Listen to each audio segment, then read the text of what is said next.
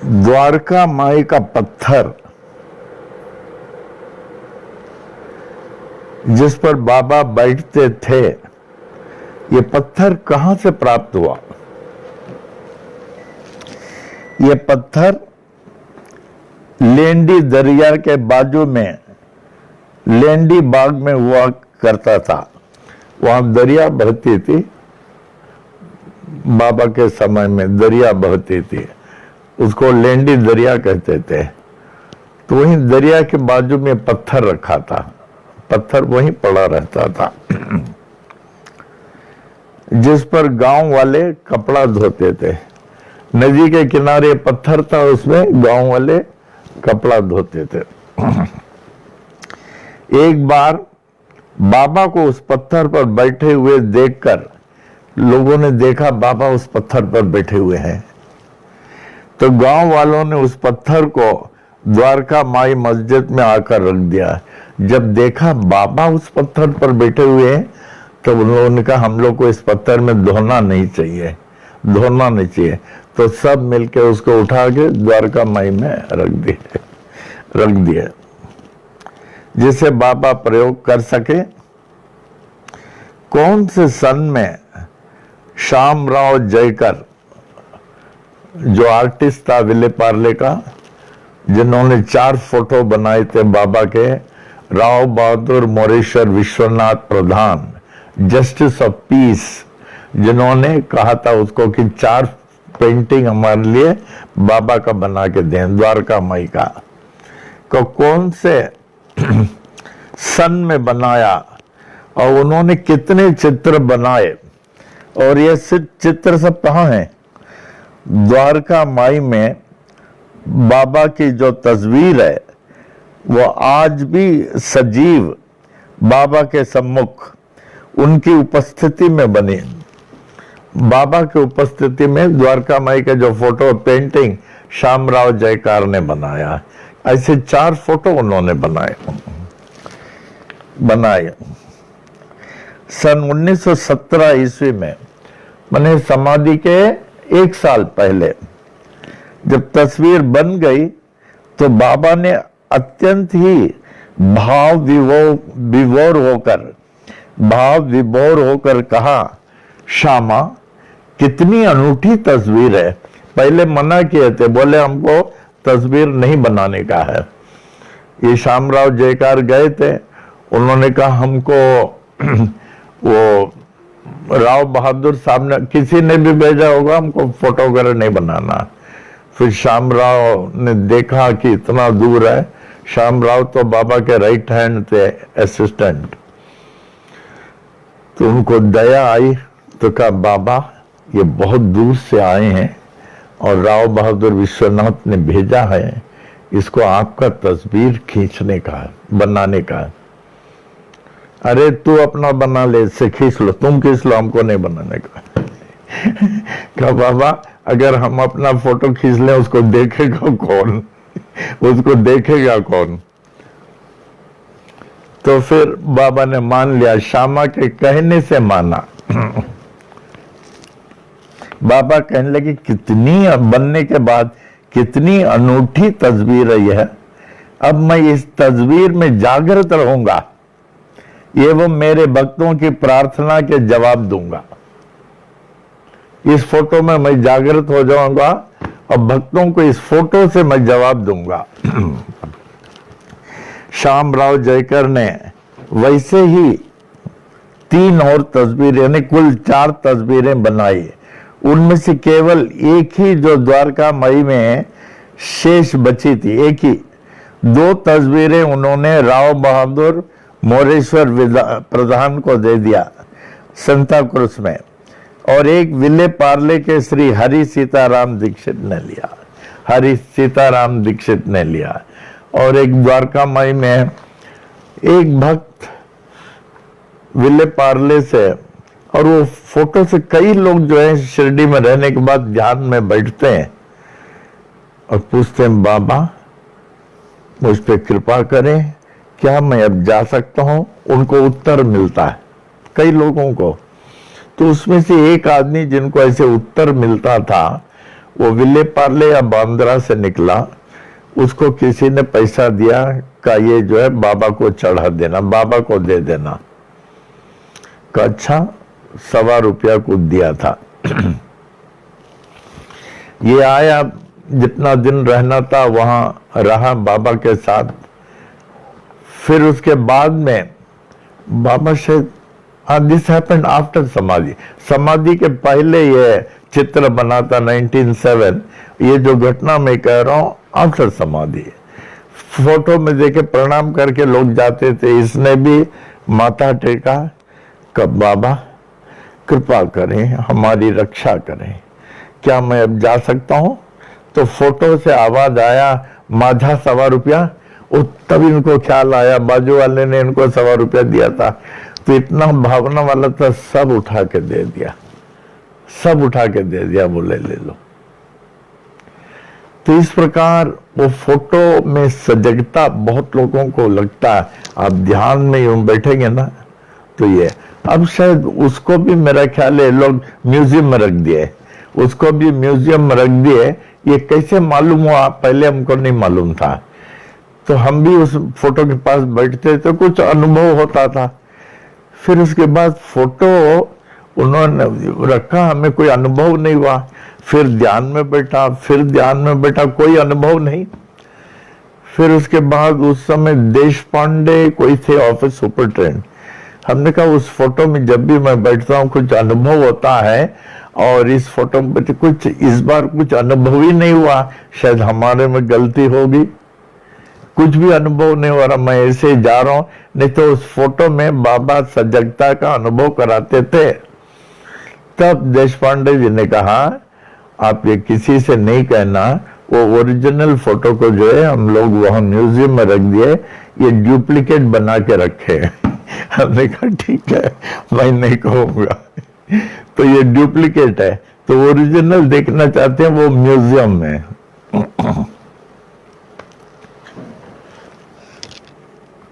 तो बाबा को समाधि लेते हुए सबसे पहले किसने देखा और क्या देखा?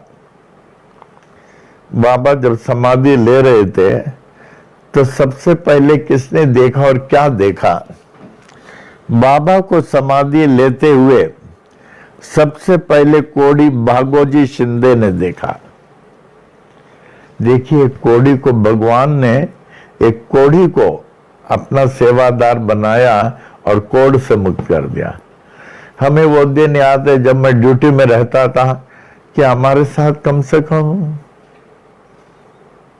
15-16 कोड़ी रहते थे, जास्ती होंगे। मैं उनके झोपड़े में जाता था, पनवेल स्टेशन के बाहर झोपड़े थे उनके, जाके उनको कुछ भी प्रसाद वगैरह देता था। और हर उत्सव में उनको अपने गाड़ी में ले जाता था, कुर्ला में, और उनको भी अलग से बैठा करके उनको खाना वगैरह खिलाता था। हर उत्सव में कोड़ी लोग आते थे। फिर बाद में उन लोगों को वो रेलवे स्टेशन से उनका झोपड़ा हटा दिया गया, फिर शांति वन में बनाया। वहां भी मैंने उन लोगों के लिए गौशाला वगैरह बनाया। हमारे साथ चीफ जस्टिस जसवंत सिंह भी थे, वहां उद्घाटन किया, तो उन लोगों से बहुत प्रेम से मिला। वहां भी करीब 70-80 कोड़ी लोग होते थे उस शांति वन में वहां। तो उनके लिए गवर्नमेंट की तरफ से देखभाल होता था, देखभाल।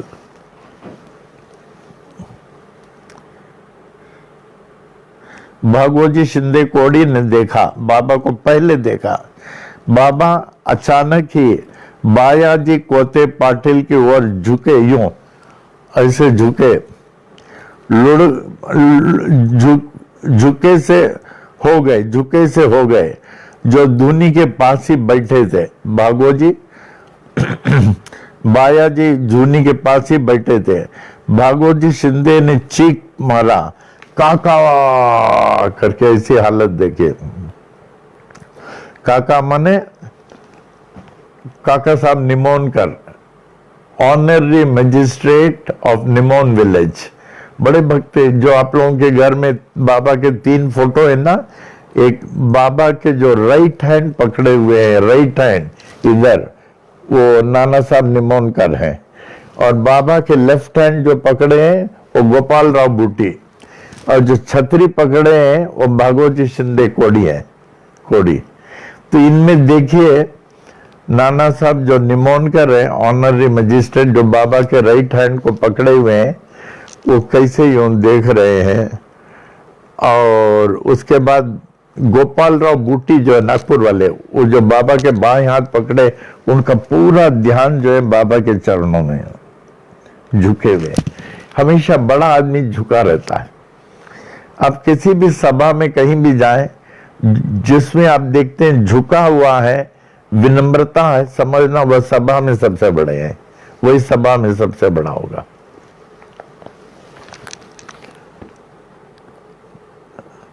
बाबा अचानक ही बायाजी कोते पाटिल की ओर झुके से हो गए, जो दूनी के पास ही बैठे थे। और ये भागवत जी कोते गोपीनाथ पाटिल के पिता, गोपीनाथ पाटिल हम लोगों के भक्त थे, कुर्ला कई बार आ चुके हैं, हम लोग उनके यहाँ कई बार गए और उनका अच्छा नाम है शिरडी में, बहुत लोग उनको मानते हैं। तो उनके पिताजी थे भागवत जी शिंदे, चीख पड़े, काका देखो बाबा को क्या हो गया। काका मने नाना साहब निमोनकर, जो बाबा के मुख में तुरंत आके जल डाला। तो उन्हें जल डाल रहे थे, उनके मुख में जल डाल रहे थे, उन्हें इंगित करते हुए बाबा के मुंह से जल बाहर आया। नाना साहब निमोनकर के मुख से चित्कार निकल पड़ी, ओ बाबा करके, जैसे ही डाले ओ बाबा। नाना साहब निमोनकर सब कोई अपनी जान से जास्ती उनको चाहते थे, जितने भी ये लोग थे अपने जान से जास्ती चाहते थे बाबा को। सब बहुत चक्के से हो गए। दया के सागर बाबा ने अपनी दया दृष्टि आंखें खोली, एक और चमत्कार दिखाया। शरीर छोड़ने से पहले आंखें खोली और सबको अंतिम दर्शन दिया, जो अंतिम दर्शन दिया। फिर उनके मुख से निकला, बाबा के मुख से, उफ, फिर आंख सदा के लिए बंद कर लिया। ये शब्द निकला और फिर से उनके नेत्र सदा के लिए बंद हो गए। हमें यहाँ एक दृष्टांत याद है, बाबा ने कई जगह श्वान के रूप में दर्शन दिए। हमारे यहाँ जो छोटा पांडु था, उसमें तो पूरा बाबा को मैं देखता था और उनकी पूरा सेवा मैं ही करता था अकेले। उनको स्नान डालना, पोंछना, पाउडर लगाना, कंघी करना, कपड़ा पहनाना, पैरामलेटर में ले जाना। और हम लोग दोनों एक तकिया में सोते थे, पांडु बाबा और मैं एक तकिया में सोता था।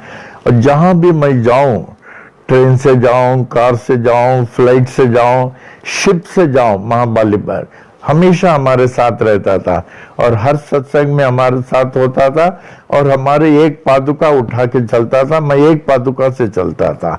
जब पांडु होते थे, दूर से हमको देखते थे, चंबूर आदि पेट्स के दुकान में देखते थे हमको आ रहे हैं एक पादुका, तो वो लोग बोलते थे, oh Baba is coming, I think Pandu is also coming because he is wearing only one footwear कहते थे। तो उनके लिए सब लेता था। बहुत बहुत प्यार हमारा पांडु का पूछे नहीं, बहुत। You can not imagine the love a pet lover has for the pet, the other people who don't have pet, they cannot imagine, वैसे ही हमारे सीबीडी में राधे एक है, अभी भी है, उनको इतना प्रेम। हमारे यहाँ गाय को भी देखने के लिए डॉक्टर वगैरह वो लाती थी, तो पेट से उनका बहुत प्रेम था। तो हमारे पास एक साई था, तो हम साई को हम देखते थे, एक और देखते थे, रहते एक दूसरे, जो बोल नहीं सकते थे वो। और जब बीमार पड़ता था राधे देखते थे, राधे। फिर बाद में वो उनके नाम से हम लोग, कौन सा हॉस्पिटल था, परेल हॉस्पिटल था, वहां लेकर गया। जब भी बीमार होता था वहां लेके जाते थे। तो वहां उनके नाम से हमने कुछ कंस्ट्रक्शन भी बना के दिया, रेस्ट हाउस उन लोगों के लिए, क्योंकि बहुत लोग दूर दूर से आते हैं और ये बहुत बड़ा पेट्स हाउस है, बहुत बड़ा, बहुत बड़ा, और सब प्रकार के इनके पास जानवर बर्ड्स वगैरह हैं। तो हमने उन सब के लिए एक रेस्ट हाउस बना के दिया। तो वहां देखिए इसकी हालत साई की बहुत सीरियस हो गई। Not Pandu, Pandu was earlier, this Sai came afterwards. फिर बाद में साई ने अपना शरीर छोड़ दिया और रात भर वो राधे रहती थी, राधे और राधे के भाई भी रहता था सुशील। रात भर जब राधे ने देखा उसने छोड़ दिया शरीर, रात को 12-1 बजे शरीर छोड़ दिया, तो उसी समय you will not believe Radhe एक तरह से पागल हो गई। फिर उसके बाद मैं उसको वहां से अपने गोद में लाया, हमारे साथ 2-3 शास्त्री को रखा, गणपाधिकुल को, बोले आप कंटिन्यूअस मंत्र बोलते रहना। गाड़ी में लेके आए और बड़े विधिवत उसका समाधि बनाया। उसकी समाधि में वर्ल्ड ने किसी ने नहीं किया होगा। हमारी संस्थान के बाद कॉस्टलीस्ट बिग डायमंड था, 11 डायमंड मैंने उसमें डाला मंत्रों के साथ, क्यों 11 साल का था। मंत्रों के साथ पहले उनको घुमाया, फिर उसके बाद 11 दिन हवन आदि किया, फिर राधे पागल हो गई। You will not imagine. Sai Sai Sai, हम बोले राधे हिम्मत रखो, हिम्मत रखो। She could not be cured, ultimately she was sent to London ठीक होने के लिए। फिर यहाँ बाबा ने एक मिरेकल किया राधे के लिए, फिर वहां थोड़ा बहुत ठीक हुई लंदन में। एक पेट का लव जो होता है ना, दूसरा कोई मेजर नहीं कर सकता। राधे अभी भी है सीबीडी में।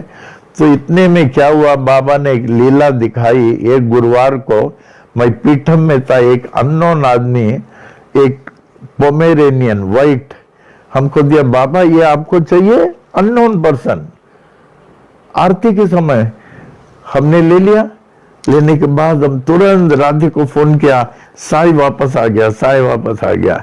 फिर वो हमने साई को राधे को दे दिया। Then she became normal, then she became normal. उसके बाद वो साई अभी भी उनके साथ है। तो जब भी आती है मैं पूछता हूँ फोन में भी, राधे आपका लड़का कैसा है? ठीक है। वो अपना लड़का क्या, वो अपना जान समझती है। आप लोग भी, कोई भी पेरेंट्स, हम गारंटी कर सकते हैं अपने लड़कों को, बच्चों को इतना नहीं चाह सकते, हम गारंटी करते हैं जितना राधे जो है उस साई को चाहती है। राधे जो है उस साई को चाहती है।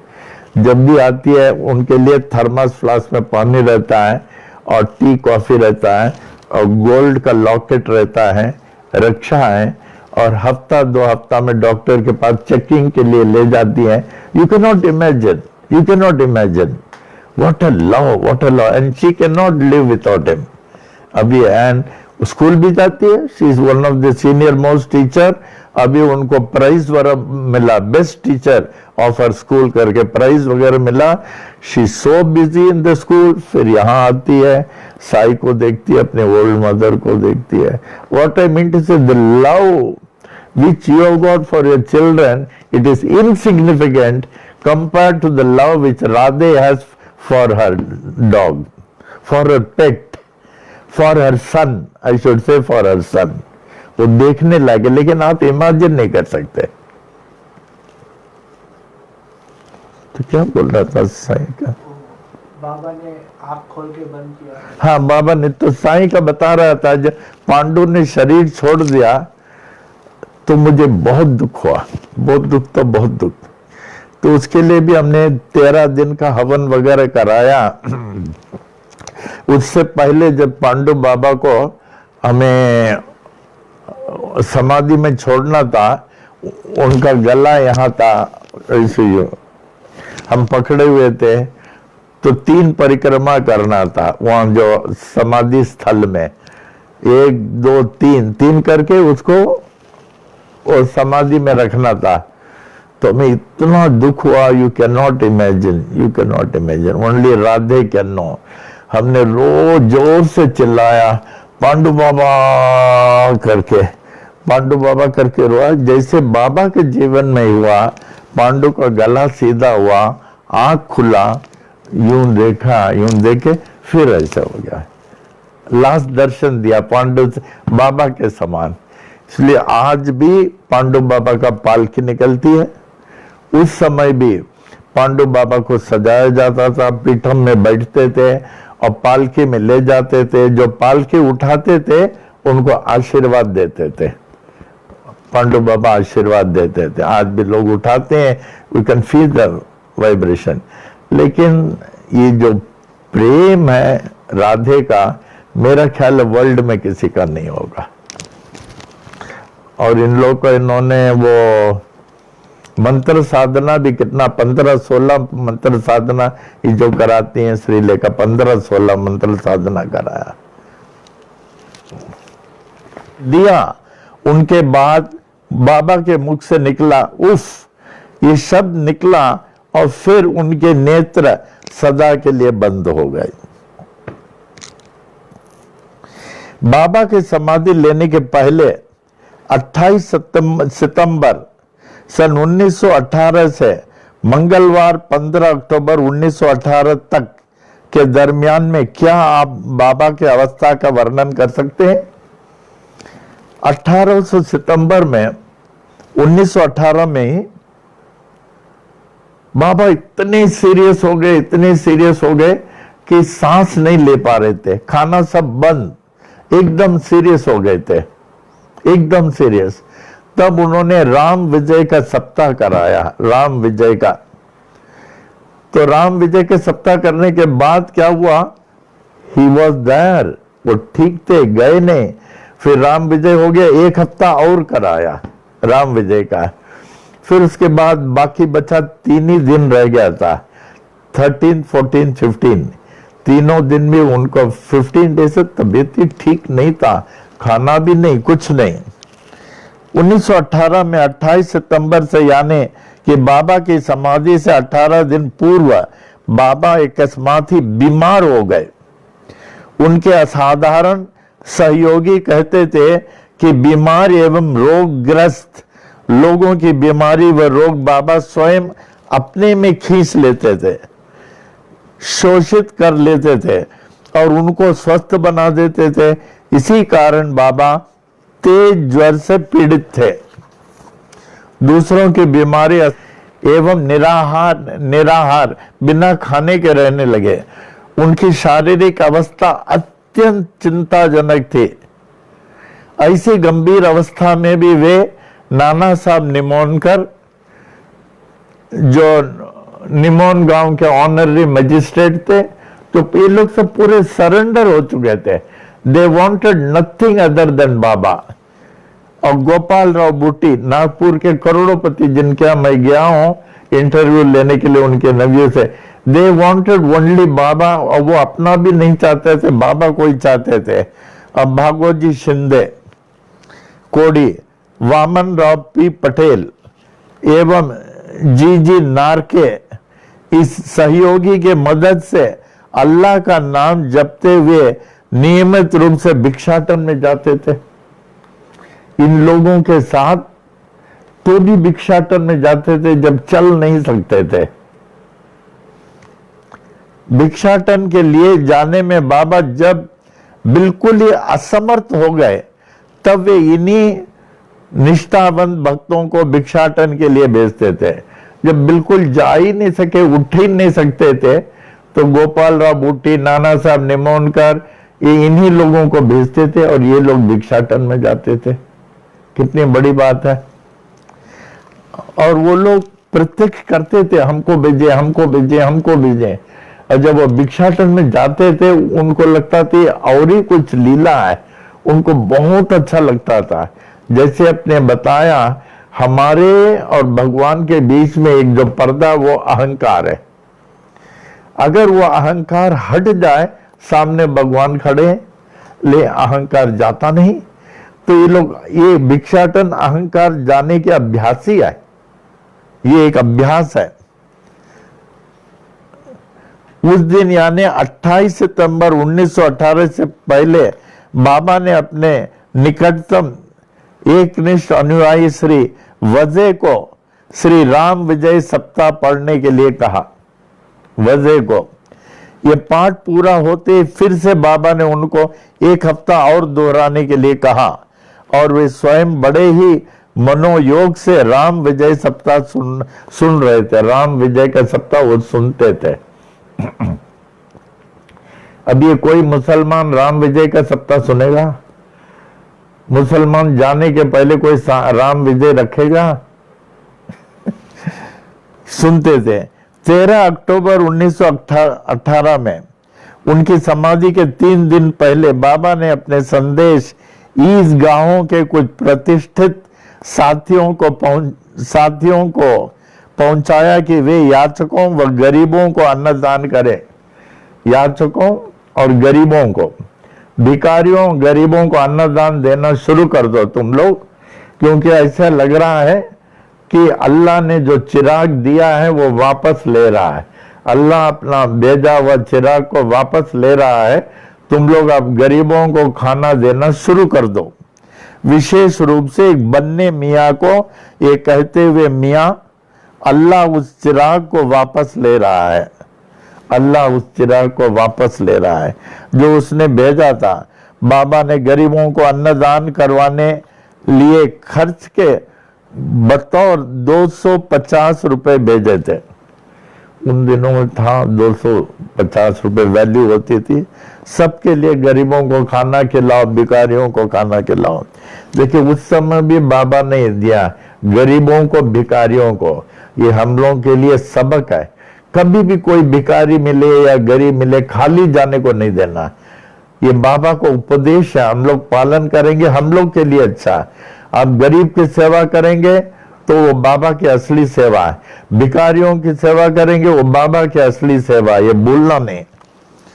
मियाँ हाँ, बाबा ने गरीबों को अन्नदान करवाने के लिए खर्च के बेतौर 250 रुपए भेजे थे। अगले 2 दिन बाबा ने यही संदेश अन्य ईदगाहों को भी भिजवाया। बाबा अपना नश्वर शरीर का त्याग करने से के लिए पूरी तरह से जागरूक व सजग थे। मंगलवार 15 अक्टूबर 1918 ईस्वी को दोपहर करीब 2:30 पर बाबा अपने निकटवर्ती निष्ठावान भाविकों से घिरे हुए थे। पूरा मस्जिद भरा हुआ था भाविक लोगों से, भक्तों से ठसाठस भरा हुआ था, बहुत भरा हुआ था। लोग समझ गए बाबा का समय आ गया। बाबा की तबीयत की अत्यंत नाजुक अवस्था को देखकर वे लोग समझ गए कि अब बाबा किसी भी क्षण अपना देह त्याग सकते हैं। अपने इर्द गिर्द बड़ी तादाद में इकट्ठा हुए भक्तों को देखकर बाबा ने सबको अपने स्थान भेज दिया। देखिए एक संत वो होता है जो अपनी वाणी से, कर्म से और विचार से किसी को दुख नहीं दे सकता। उनको मालूम था ये लोग उनके बिना नहीं रह सकते, बाबा के बिना ये लोग नहीं रह सकते। अब बाबा अगर उनके बीच में शरीर छोड़ेंगे उनको कितना दुख होगा। ये भी बाबा से देखा नहीं गया, इसलिए सबको बोला आप लोग सब अपने अपने वाड़े घर जाओ और खाना खा के आओ। अब बाबा की वाणी बोले, हम लोगों की वाणी नहीं, ये भगवत वाणी होती है, उसको कोई ना नहीं कर सकता। हम लोगों की वाणी उनकी वाणी में बहुत फर्क, कोई भी ना नहीं कर सकता था, ऐसी भगवत वाणी थी। इकट्ठा हुए भक्तों को देखकर बाबा ने सबको अपने अपने स्थान भेज दिया। यहां तक हरि सीताराम दीक्षित जो बाबा के बड़े भक्त जो लंदन से आए हुए थे, एक श्यामा एक दीक्षित, ये दोनों बाबा के संभालते थे। और गोपाल राव बुट्टी नागपुर के करोड़ोपति, उनके वाड़े में भोजन करने के लिए बाबा ने दिया। बाबा ने उनको देखा, बाबा बोल नहीं पा रहे थे, आंखों में आंसू थी बाबा के। बाबा धीरे से बोले, बुटिया अपने वाड़े में जाओ खाने के लिए। वो नीचे देखे, वो भी आंसू आ गया, रो रहे थे, जाना ही पड़ा। और काका को बोले, काका तुम भी जाओ वाड़े में जाके खाना खा के आओ। ऐसे सबको भेज दिया। ये जानकर कि बाबा से विभक्त होने की स्थिति को वो सह नहीं पाएंगे। सभी बड़े ही बोझिल अंतःकरण से यहां से चले गए, दुखी होकर एक सोचते हुए बाबा कैसे भेज रहे हैं। लेकिन जाने पड़ा केवल बायाजी कोते पाटिल जिनके अंग में बाबा ने शरीर छोड़ा, गोपीनाथ पाटिल के पिता जो संतान के भक्त थे गोपीनाथ पाटिल, उनके पिता बायाजी कोटे पाटिल, नाना साहब निमोनकर जो निमोन गांव के ऑनररी मजिस्ट्रेट और रेगुलर बाबा के पास जाते थे पूरे परिवार के साथ, भागोजी शिंदे जो कोड़ी था जो ठीक हो गया था, लक्ष्मण राव रत्ना पारखी, श्रीमती लक्ष्मीबाई जिनको बाबा ने 9 सिक्का दिया था, जिनके हम लोग अक्सर जाते थे, लक्ष्मीबाई शिंदे, ये नहीं गए, ये दूसरी तरफ मुंह देखे बैठे थे जिससे बाबा उनको नहीं कह पाए, मस्जिद में ही रुके रहे। और शामा सीढ़ियों के नीचे ही थे। तब लगभग दोपहर 2:30 बजे जब 10वीं तिथि समाप्त होकर एकादशी तिथि प्रारंभ हो गई थी, एकादशी, बाबा ने मंगलवार 15 अक्टूबर 1918 को ऑफ करके यूं समाधि ली। और फिर प्रश्न, समाधि लेते समय कौन कौन से बाबा के भक्त उपस्थित थे और उन्होंने क्या देखा, बाबा के अंतिम वाक्य शब्द क्या था? इसका उत्तर ऊपर के प्रश्न में दिया गया है कि समाधि लेते समय कौन से भक्त वहां उपस्थित थे, अभी जो आपको बताया, और उन्होंने क्या देखा। बाबा के अंतिम शब्द, मुझे दगड़ी वाड़े में ले चलो। दगड़ी वाड़े माने बूटी का वाड़ा, वो पत्थर का बाड़ा, और सब तो मिट्टी का था। मुझे बाबा बोले दगड़ी वाड़े में ले चलो, बाया जी मुझे दगड़ी वाड़ा ले चलो, मुझे जल्दी से दगड़ी वाला ले चलो, मुझे जल्दी से दगड़ी वाड़ा ले चलो, जहां मैं सदा के लिए विश्राम करूंगा।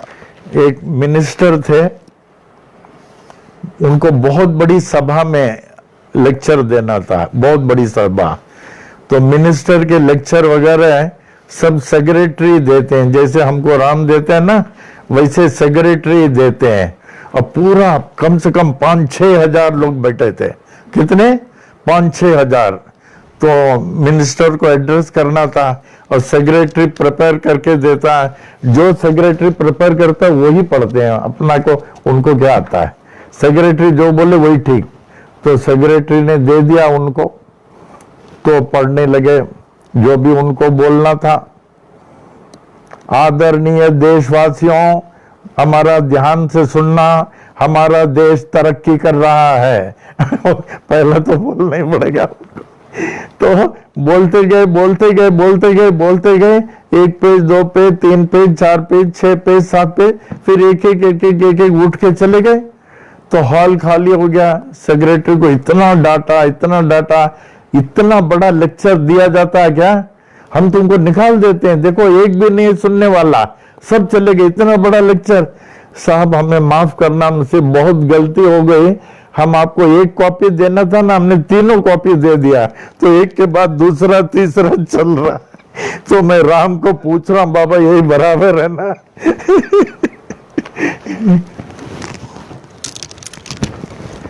बाबा की समाधि मंगलवार 15 अक्टूबर 1918 दोपहर 2:30 बजे हुई।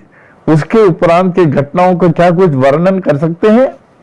निर्वाण के पश्चात बाबा का भौतिक शरीर लगभग 36 घंटे बिना संजीवन कांति खोए सामान्य तापमान पर था। मानी शरीर में कोई फर्क नहीं हुआ, जैसे शरीर जिंदा, वही तापमान था। कोई भी छुएगा बोलेगा इनका प्राण है, तापमान वही था। शरीर के तापमान में कोई फर्क नहीं हुआ। देखिए कितनी बड़ी बात है। मांसपेशियों में लचीलापन बरकरार था। मांसपेशियों में लचीलापन था, जैसे हम लोगों का शरीर है वैसे था, जिससे बाबा की कफनी आराम से निकाली जा सकी थी, जैसे कि जीवित शरीर से आराम से निकाला गया, लगता था बाबा का शरीर जीवित है। देखिए, जैसे ही बाबा को समाधि देने का वक्त आया, जैसे ही बाबा को समाधि देने का वक्त आया, तब एक विवाद खड़ा हो गया कि बाबा को दफन किया जाना चाहिए या 32 वर्ष पूर्व जहां बाबा ने मालसापति को इशारा करके बताया था उस खुले क्षेत्र में अग्नि दी जाए। देखिए, बाबा के शरीर कहां दफनाई जाए। 36 साल पहले जब बाबा लगभग 50 इयर्स जब बाबा मस्जिद के बीच में बैठे हुए थे, स्वेच्छा मरण, भगत मालसापति को बोलने लगे, भगत ऐसा लगता है कि अल्लाह मुझे याद कर रहे हैं, अल्लाह मुझे याद कर रहे हैं, और मैं जा रहा हूं, अगर 3 दिन में मैं आ गया तब तो ठीक है, नहीं तो मुझे यही दफना देना द्वारका माई में। देखिए, याद रखिए, द्वारका माई में जहां वो तुलसी वृंदावन है, वो तुलसी वृंदावन ने बाबा नहीं लगाया, तुलसी वृंदावन का वहां दफना देना, वहां से मैं दुखियारे लोगों को देख लूंगा। देखिए, उस समय भी उनके मन में है दुखियारे लोगों को देख लूंगा। उन्होंने ये नहीं कहा वहां से मैं धनवान लोगों को देख लूंगा, क्या बोले, दुखियारे लोगों को देख लूंगा। अगर मैं आ गया तो ठीक है, तो शरीर छोड़ दिया। इट वॉज सैटरडे 11 दिसंबर 1886।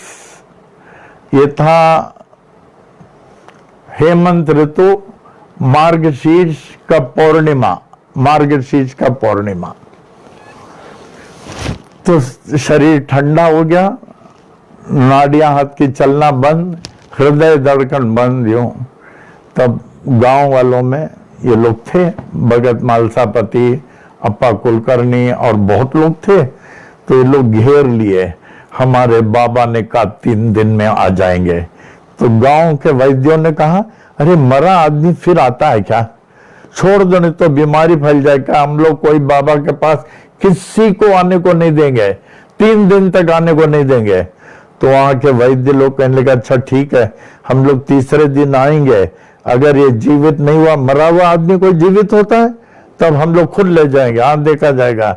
तीसरे दिन जो बाबा के जीवन में, मानव इतिहास में, देवताओं के इतिहास में जो हुआ, 3 दिन के बाद आंख खुल गया।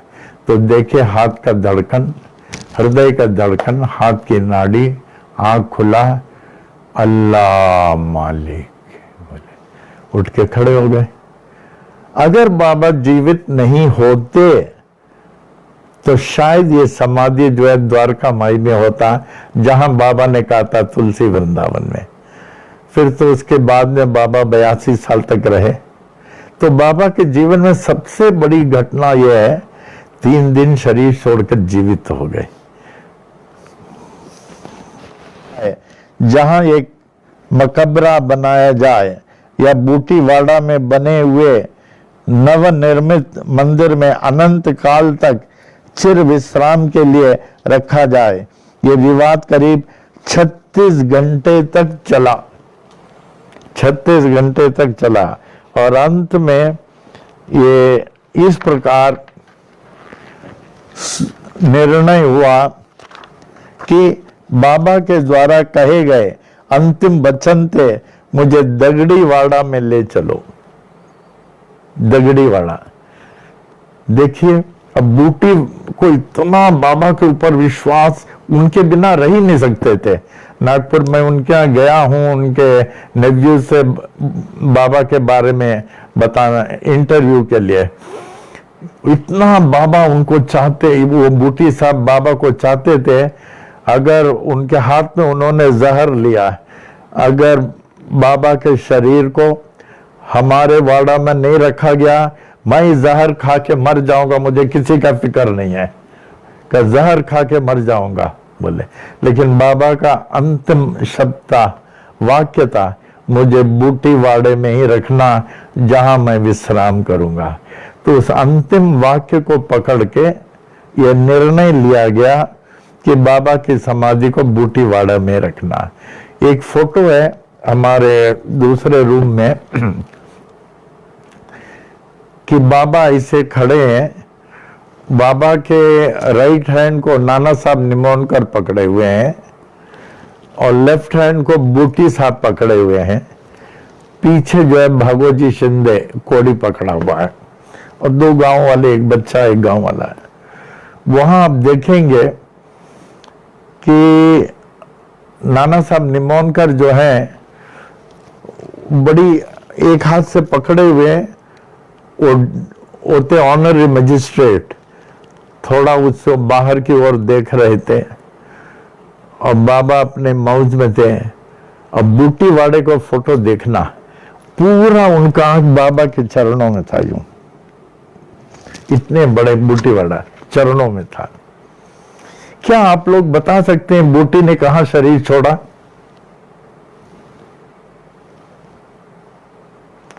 आप लोग बता सकते हैं जो देख रहे हैं? अर्चना बताओ, बूटी ने कहां शरीर छोड़ा? खैर अभी मैं नहीं बताऊंगा, आप लोग मोबाइल में बताना हमें कहां शरीर छोड़ा।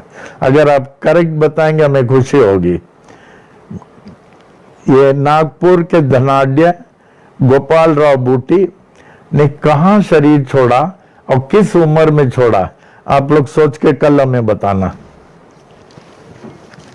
हाँ, बहुत मत के आधार पर उनको नए मंदिर में बने चबूतरे के क्षेत्र में दफन किया गया, दगड़ीवाड़ा में, माने बूटीवाड़ा में। बाबा की समाधि का निर्माण कार्य किसने किया और कब प्रारंभ हुआ? सन 1914 में, यानी समाधि के 4 साल पहले बाबा ने निज समाधि के अग्रिम तैयारी करना प्रारंभ कर दी। अर्थात समाधि से 4 वर्ष पूर्व ही नागपुर के गोपाल राव बूटी बाबा के एक निष्ठावान परम भक्त थे।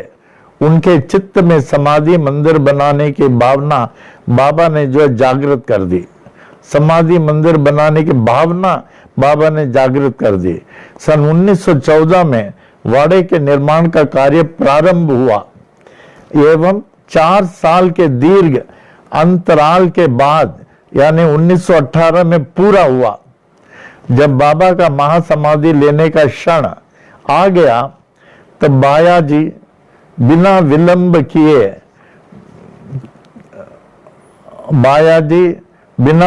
किए मुझे दगड़ी वाड़े में ले चलो। बाबा कहते हैं बिना विलंब के मुझे दगड़ी वाड़े में लेके जाओ। मैंने बाबा को जो द्वारका माई में था, बाया जी बैठे थे मस्जिद में, बाया जी आप अधिक विलंब किए बिना मुझे दगड़ी वाड़ा ले जाओ, मैं वहीं आराम करना चाहता हूं। देखिए बाबा के उन अंतिम वचनों का पालन करते हुए भक्तों ने उनको बूटी वाड़े में पहले से ही बनी समाधि स्थली पर लेकर गए। बाबा शिव के भक्त मेघा को इतना क्यों चाहते थे? मेघा बाबा को बिल्कुल नहीं चाहता था, सिर्फ वो शिव को ही मानता था।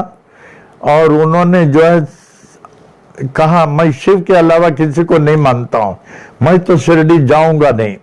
वो बोल रहे थे अपने एचवी साटे से, डिप्टी कलेक्टर से।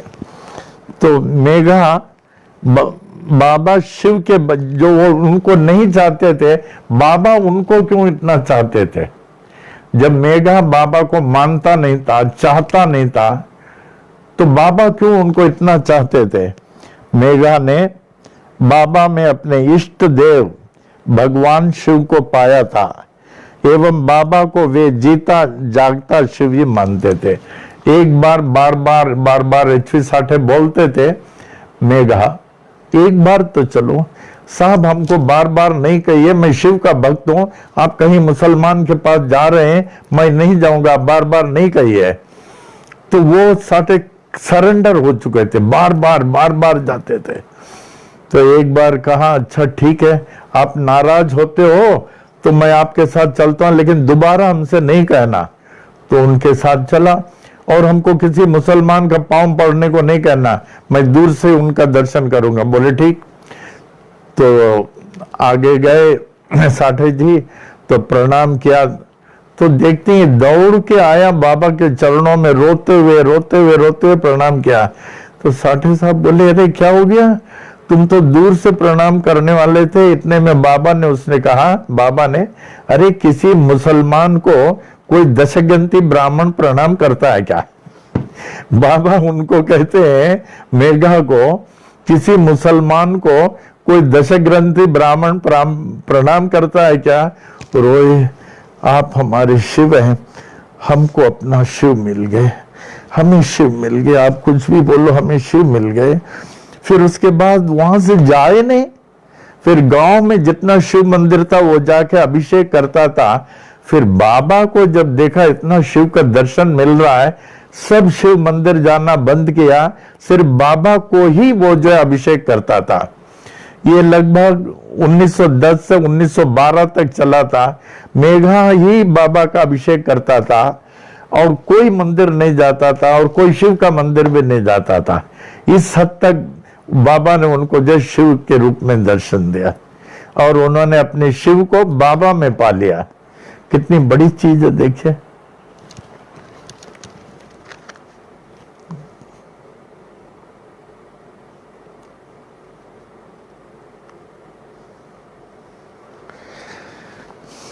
बाबा के अंतिम वचनों का पालन करते हुए भक्तों ने उनको बूटीवाड़ा में पहले से ही बनी हुई समाधि स्थली पर ले गए। बाबा शिव के भक्त मेघा को इतना क्यों चाहते थे? मेघा ने बाबा में अपने इष्ट देव भगवान शिव को पा लिया, एवं बाबा को वे जीता जागता शिव ही मानते थे, जीता जागता। प्रतिदिन बाबा की पूजा अर्चना करने के बाद ही वे शिव का दैनिक अनुष्ठान करते थे। वे पूर्ण रूप से बाबा को समर्पित थे, तथा बाबा का भी उन पर उतना ही असीम प्रेम था जितना मेघा का था। बाबा ने उनको कई बार भगवान शिव के रूप में दर्शन दिए। 1912 ईस्वी में अचानक मेघा की मृत्यु हो गई। बाबा की समाधि के 6 साल पहले मेघा की मृत्यु हो गई। बाबा मेघा की मृत्यु के समय अपने दुख पर नियंत्रण नहीं कर सके। एक संत जो है अगर भक्तों से प्रेम करता है तो उसके दुख में भी वैसे शामिल होता है। एक संत जो है दूसरे अगर भक्तों को प्रेम करता है उसके दुख में कई गुना शामिल होता है। वैसे हुआ, मेघा की मृत्यु के समय अपने दुख पर नियंत्रण नहीं कर सके। मेघा की अंतिम यात्रा दौरान बाबा अत्यंत व्यथित होकर फूट कर बाबा रो पड़े और आर्त स्वर में पुकारने लगे, मेघा मेघा मेघा वापस आ जाओ, मेघा वापस आ जाओ, लौट आओ, मैं तुम्हारे बिना नहीं रह सकता, मैं तुम्हारे बिना नहीं रह सकता। उस अंतिम यात्रा में बाबा जिस प्रकार से सहभागी हुए उससे उनका अपने अनुयायियों के प्रति असीम प्रेम के प्रतिबिंबित होता है। इससे पता चलता है बाबा का प्रेम कितना था भक्तों के प्रति। क्या अंतिम समय वो बूटी वगैरह को नहीं बोले, बूटिया बाबा बहुत दुखी और समझ गए कि इनकी विदाई को वो लोग सह नहीं सकते, जाओ अपने वाड़े में खाने को। वो लोग ना नहीं कर सकते, आंखों में आंसू था, उनको मालूम था कि बाबा का अंतिम समय है। अच्छा बाबा, काका तुम भी जाओ। इतना लोग चाहते थे लेकिन उनके वचन को कोई टाल नहीं सकता था। द्वारका माई में जो आप लोग तुलसी वृंदावन देख रहे हैं उसका क्या महत्व है? मार्गशीर्ष पूर्णिमा शनिवार 11 दिसंबर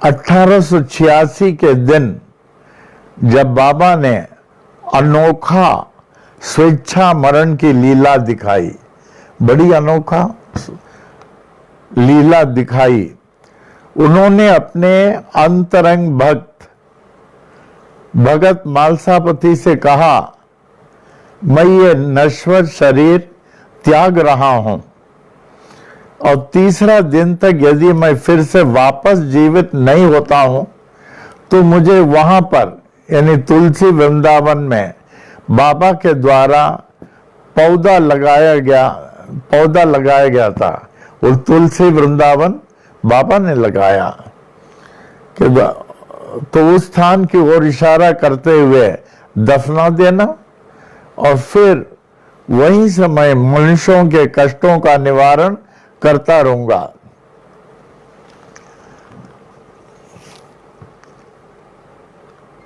जब मार्गशीर्ष पूर्णिमा शनिवार 11 दिसंबर 1886 के दिन जब बाबा ने अनोखा स्वेच्छा मरण की लीला दिखाई, एकाएक बड़े गंभीर हो गए और भगत मालसापति का भगत मुझे अल्लाह याद कर रहे हैं, मुझे अल्लाह याद कर रहे हैं और मैं जा रहा हूं।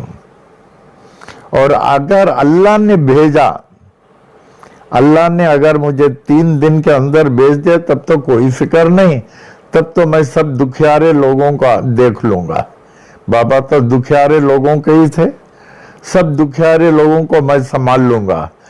अगर मैं नहीं आया, जहां ये तुलसी वृंदावन का मैंने जो है रखा पौधा, तो वहां जो है हमारे शरीर को समाधि सरिका बना के वहीं स्मारक बना देना और वहां से मैं सभी दुखियारे लोगों को देख लूंगा। देखिए, उनको शरीर छोड़ने की फिक्र नहीं, दुखियारे लोगों को सुखी करने का अधिक फिक्र है। दुखियारे लोगों को दुख को कैसे करे, उनको उसका अधिक फिक्र है। बाईजा माँ बाबा के प्रति विशेष सेवा क्या करती थी? बाईजा माँ बाबा को दैनिक आहार खिलाते थे, रोज आहार। लक्ष्मीबाई के पहले बाबा को ढूंढते हुए उन्हें खिलाकर वे अपना उपवास छोड़ते थे। बाईजा माँ अपने उपवास बाबा को खिलाकर छोड़ते थे। तभी हमने आप लोगों को कहा, अन्नदान अगर किसी को करना है, दूसरों को खिलाकर जब आप छोड़ेंगे तब अन्नदान का लाभ होगा, वरना अपना खा के फिर उसके बाद में दूसरों को खिलाएंगे, उसका क्या लाभ होगा। हमने एक उदाहरण आप लोगों को दिया था,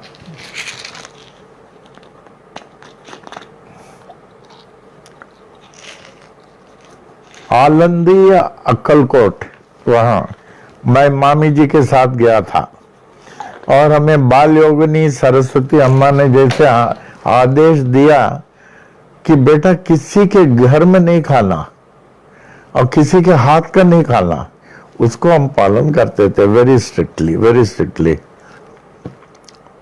तो वहां मंदिर में गए तो हम लोग देखे, अच्छा दर्शन किया, अक्कलकोट था, दर्शन किया। तो वहां के महाराज आए, कहने लगे रात को आप लोग रुकने वाले? बोले हाँ, सुबह का हम लोग ये सब देख के पूजा देख के जाएंगे, तो सुबह हमारे यहाँ नाश्ता करने के लिए आना बोला। तो हमने कहा बहुत धन्यवाद, ऐसे कोई बोलता है क्या, लेकिन हम लोग का सब प्रबंध है, बहुत धन्यवाद, हम समझ लेंगे कि हमने खा लिया आपका। का ऐसा नहीं होता है, आप कहीं तो खाएंगे, किधर तो खाएंगे, होटल में खाएंगे पैसा लेके इधर का। यहाँ का मैं प्रधान पंडित हूँ, मैं दशग्रंथी ब्राह्मण हूँ, मैं किसी को बुलाता नहीं है। हमें पता चला आप आए हैं, आप हमारे आएंगे, बड़े विधिवत ब्राह्मणों को सरीका मर्यादा के साथ आपको प्राप्त करूंगा। जो आनंद होटल रेस्टोरेंट में आपको नहीं आएगा। फिर हमने कहा क्या करें, इतना कर रहा है, इतना बड़ा आदमी कह रहा। हमने कहा ठीक है। तो बोला, हम बोले खाना तो नहीं, भले चाहे तो नाश्ता में ले लेंगे। तो बोला करीब 8:30 बजे नाश्ता में आ जाना। हम बोले ठीक है। मामी को बोले, मामी बोले ठीक है। हम और मामी जो है 8:30 की जगह 8:15 पहुंचे, वहां 8:15 पहुंचे।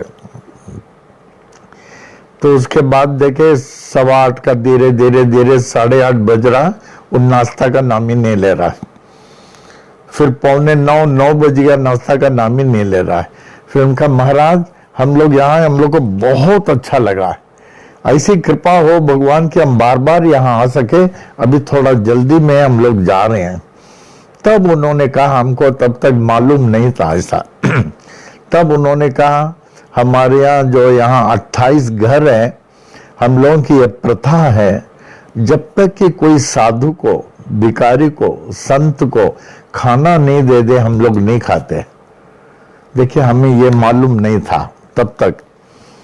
हमने कहा ठीक है, इसी बात है क्या? हाँ, तो आपने सोचा होगा नाश्ता क्यों नहीं आ रहा, 8:30 का 9 बज गया, नाश्ता का नाम ही नहीं ले रहा। आप सोचते होंगे कि यहाँ ये प्रथा है।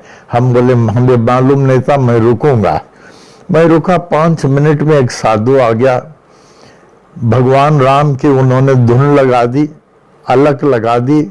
देखा, कहा आप अपने हाथ से खाना दें। वो महाराज ने बोला, तो खाना अच्छा कुछ बनाया था। हमने कहा महाराज आप खाना लें। तो खाना लिया, देखा, फिर वो चले गया। फिर महाराज बोले चलिए अभी आपको मैं खाना खिलाता हूँ, कि हमारे यहाँ प्रथा। हमने कहा महाराज ये प्रथा हमको मालूम नहीं था, आज से इस प्रथा को मैं अपनाऊंगा कि जब भी मैं खाने में किसी को बुलाऊं या किसी को खाना देना हो, अन्नदान, जब तक मैं दूंगा नहीं तब तक मैं नहीं खाऊंगा। ये उनकी प्रथा थी। देखिए कितनी अच्छी प्रथा। पेट भर के खा करके खाना देते हैं, वो क्या अन्नदान हो? तो अन्नदान होता ही नहीं।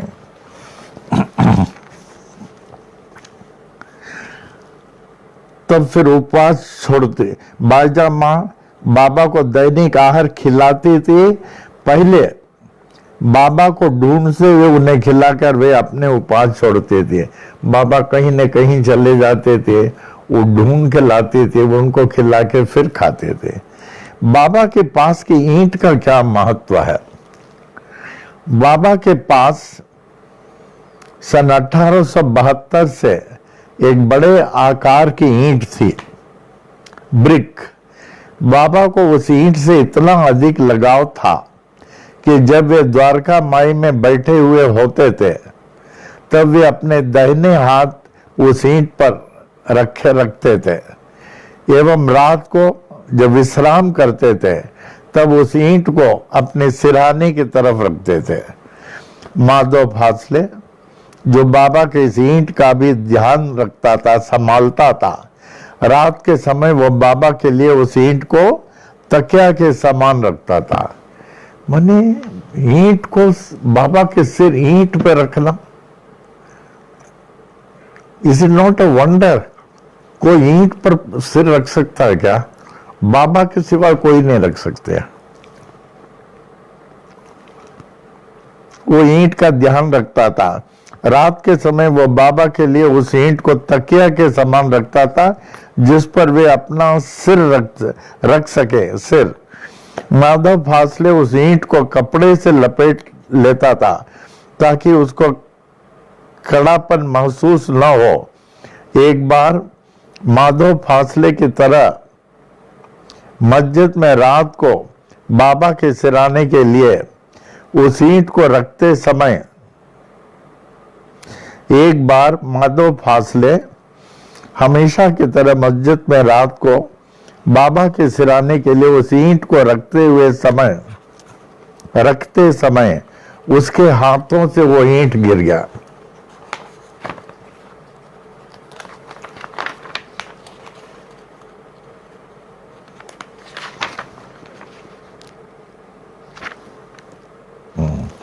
गिर गया, ईंट फिसल कर गिर गई और 2 टुकड़ों में टूट गई।